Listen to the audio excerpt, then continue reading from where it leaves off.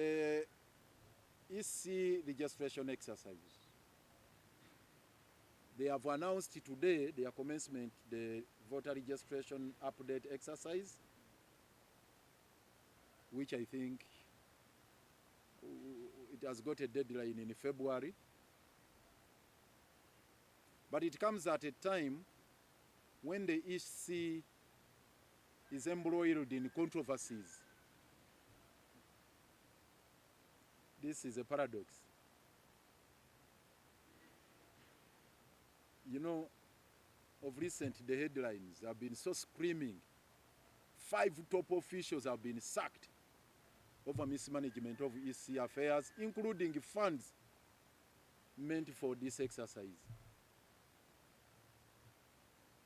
There is Leonard Mulekwa and others. Leonard Mulekwa, I think, has been acting as the spokesperson, whatever. And the others. So the house is not in order, obviously.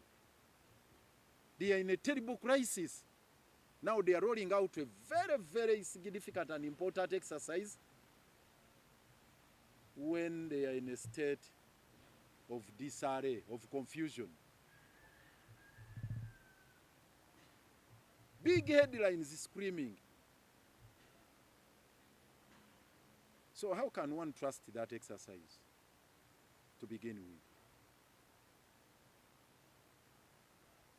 When the money you are saying it was meant for this exercise has been squandered, and the top officials in the EC are implicated in the same, shockingly, they have not been prosecuted. All we heard is that they have been interdicted. They are just seated at home. Just suspended, actually, not even interdicted. Suspended, not prosecuted. That is the EC which is hitting the road with an assurance that whatever exercise they are going to engage in is credible. It's a paradox. But most significantly for us as PFF is the fact that they have not finalized the process of registering our formation. And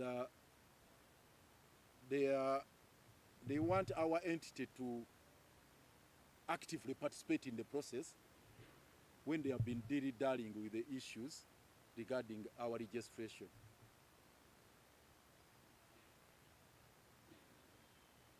We finalized the process last year. We submitted all the requirements, the forms with the signatures, the constitution, all that is required under Section 7 and 8 of the Political Parties and Organizations Act.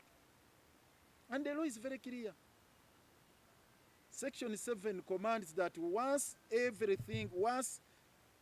Section 7, subsection 4 of the Political Parties and Organizations Act is couched in mandatory terms, that once subscribers, citizens desirous of registering a political party, submit their documents with the EC, they are duty-bound to gazette a notice calling for any objection within 1 month. And with subsection 3 is discretionary, that the EC may verify the particulars contained in those particular documents. May or may not. But they have taken it as a given, as a mandatory requirement that every minute detail has to be verified. It would suffice if they had just sampled and said every district we shall call about 2 or 3. If they confirm that they are the ones who signed, you don't need to waste a lot of time. Now we hear there is even a collusion with the RCCs, the VSOs, the DSOs, and wherever.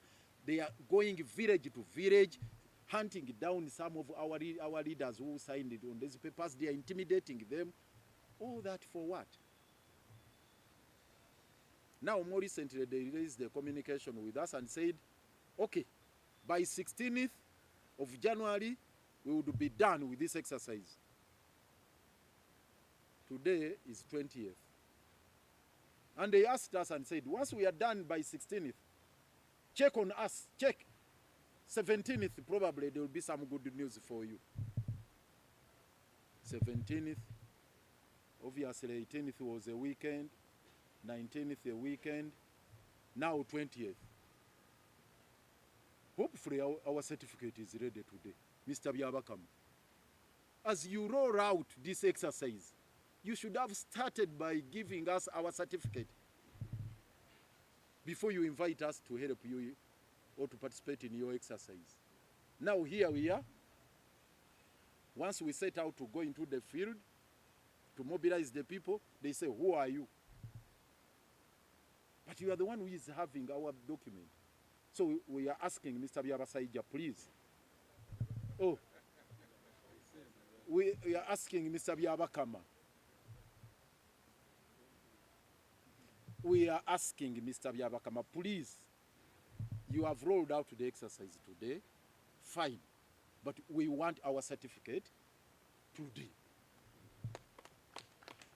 Because the promise you made, which was unequivocal, you'd be done with the exercise of verification by 16th January, and shortly thereafter, you'd be ready to give us our certificate.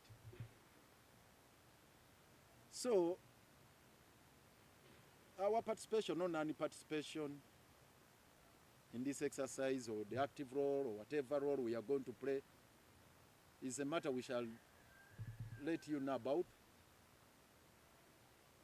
Because today we are going now to dispatch a team